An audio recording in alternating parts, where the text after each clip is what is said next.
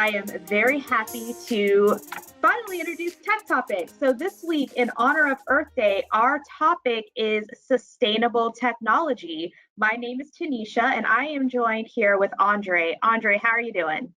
Good. How are you? Thanks for having me on today.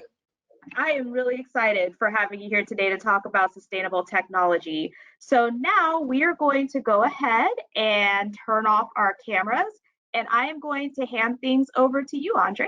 So take it away. Okay, so this is, well, first of all, thank you for coming to Tech Talk today, Tech Topics. Again, my name is Andre, and I want to share with you what's talking about is sustainable technology. Uh, just to give you an idea of what sustainable technology is, and before I go any further, I want to give a shout out to Hoopla, which is one of our applications that we use here at the library. And this is where I got some information that we can share. It's called Solar Power for Sustainable Living, and it's by Sustainable Stevie. And that was actually in our Hoopla Digital for website for access. So feel free to go onto this website and look for this particular book.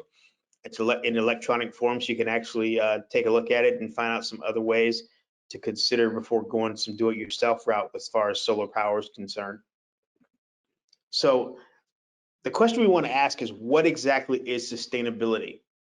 So the definition that I got was that, generally speaking, the concept is defined as a set of ecologically safe and stable factors and principles that refer to the long-term perspective for social and economic development. These initiatives are realized through a wide range of digital technology and implementation. That's from a book called Sustainable Technology, the best examples of implementation. In other words, there's a global need for all these factors that will help in the longevity of the planet's survivability.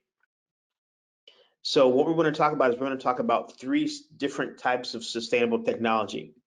The first one is wind technology. Now, I don't know if you've been out to the Midwest or any places like that, but you see some of these big, huge wind farms with these big fans and big wind engineering type things.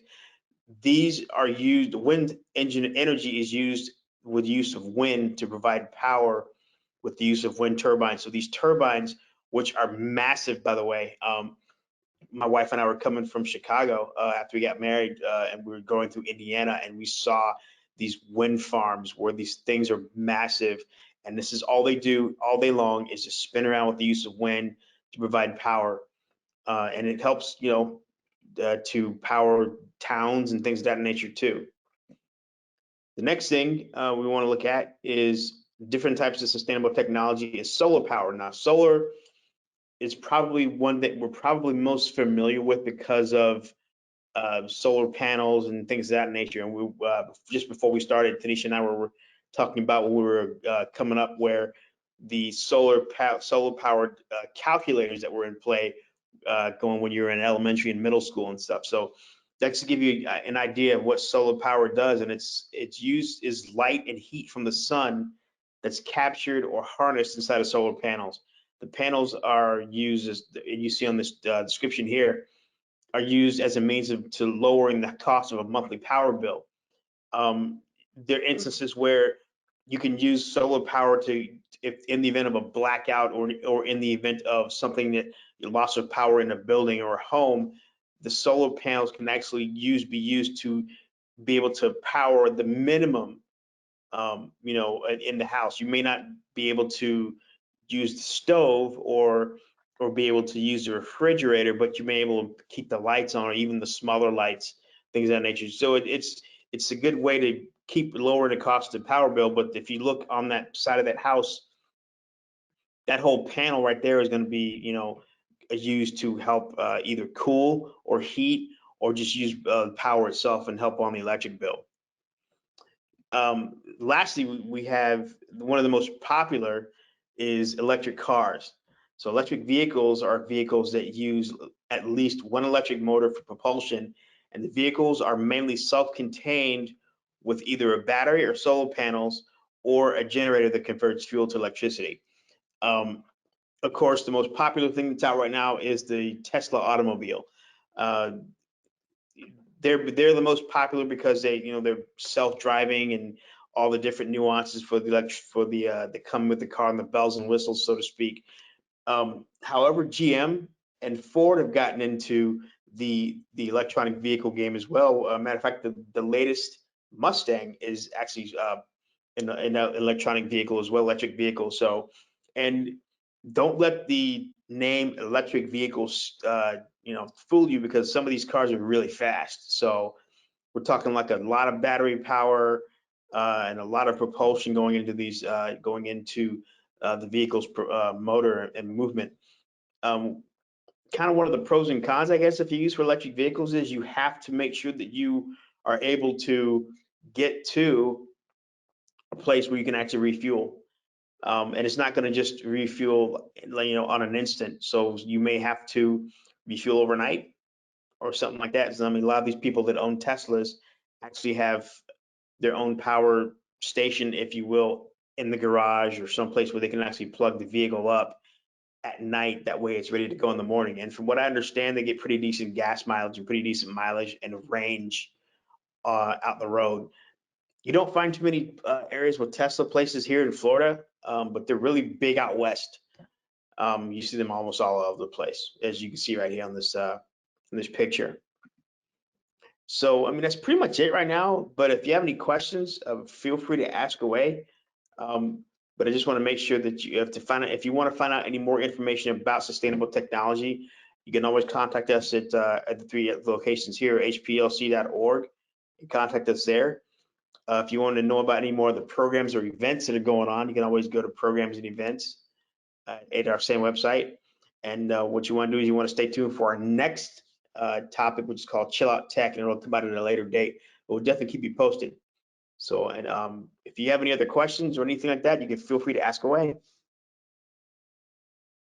Okay, Andre, go ahead and pop yourself back onto the screen because we do have some questions. All right, so we do have somebody asking, how long does it take to recover the cost of solar panels as far as lowering your electric bills? That is a good question, and unfortunately, I'm not really familiar with that. Weren't able to go into too much depth as far as recovery costs and things of that nature. But again, that's some of the things that you can look up either with some of the materials that we have here, or actually you're able to go online to find out that if it's for a home, I'd probably suggest going to Tampa Electric's website because I'm sure they have some information as far as what you're looking for there. Yes, I was actually going to echo that, Andre, that I know that a lot of the electric companies now are trying to get people to go more green. So I'm pretty sure that Tampa Electric, if you are in Hillsborough County, I think is it Duke Energy if you're over in Pinellas? They have Duke Energy, Costa Bay. Yeah, thank you. They also have cost estimators as well. Something else that I wanted to throw in there that I didn't think of just until now, Andre, as you were presenting, is that a lot of our libraries have charging stations for electric cars. So I know for sure the Jimmy B. Keel Library does. I want to say the Jan Platt Library does, and some other ones. If you go to our website, though, it's listed on the locations page if we have one, if that location has one. I also know that, sustainability is something that is a big part of not only the library's mission, but the county's mission. So if a big example of this is you're ever driving on 275, going southbound, you're going to pass the Seminole Heights Library during the stretch where you're in Tampa. You'll be able to see the solar panels on Seminole Heights Library's roof. So this is something that the library is also doing as well. And we also have somebody. Huh? Here's a fun fact. Just a couple of weeks ago, actually, we had a power outage here at this library, and we actually have solar panels on top of our roof. So we were, what I mentioned before about the solar panels to help with the minimal lighting. they came in very handy. Even though we weren't able to run the AC, we were still able to have minimal lights around the building until Tico was actually come out and take care of the situation. So it was last weekend, 2 weekends ago. Yes, and I did see, so hold on there, because we did have another question. And we have somebody asking, how do you pay at the library charging stations? And I'm actually looking that up right now. So give me just a moment, because that's actually a really good question. And I don't want to like put any inaccurate information out there. And actually on our locations pages, you can actually see how much carbon emissions are being saved with the solar panels that we have on top of our a lot of our libraries. So that's something really cool that I just found out today. So give me just a moment to look up that answer for you, because that's a good question, how much they are.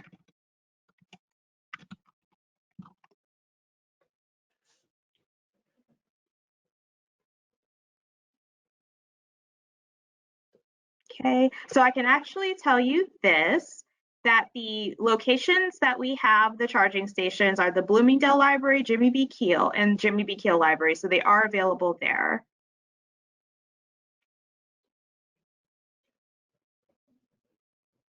And they don't say anything about payment. So I'm going to just confirm that now. It'd be really cool if there wasn't a payment. Yeah, but I don't see anything about forms of payment. And now I want to be very clear. I am not saying that they are free. It's just on the Hillsborough County. So I'm on the Hillsborough County website, and on their website, they do not list a fee or charges or how to pay. It does say motorists can utilize a 240 or 120 volt plug-in at the following stations. And again, the two libraries where you are able to charge your electric car are the Bloomingdale Library and the Jimmy B. Keel Library. So that'd be pretty cool if it was free. Again, we're not saying it's free, because we're not completely sure. We would have to confirm. And if you call me, because even though the locations are at the libraries, they're managed by the county. So if you call the county's main line, which I think it's 272-5200, or if you go to the county website, you'd be able to, if you do a little bit more digging around, I'm sure you'd be able to find a full answer to that. But those are really good questions. Those are good things to know. We got to look at a few more of our library resources. So great questions, great discussion to our audience out there. So as Andre said, we always end all of our programs with our contact information. If you'd like to call, email us, text us, chat with us, however you'd like to talk to us, our contact information is on the page there. Also, we also have the link to our other library programs and events. The link for next week's tech topic, same place, same time, same place next week, will be Chill Out Tech, and the link is in the chat section. If you are on a laptop, that'll be in the chat section. If you're on a tablet, just tap on the little people icon and you would have access to it there. Thank you so much, Andre, for joining me for this afternoon's tech topics. I really appreciate it. All right, so thanks everybody for joining us, and have a good evening. Good night.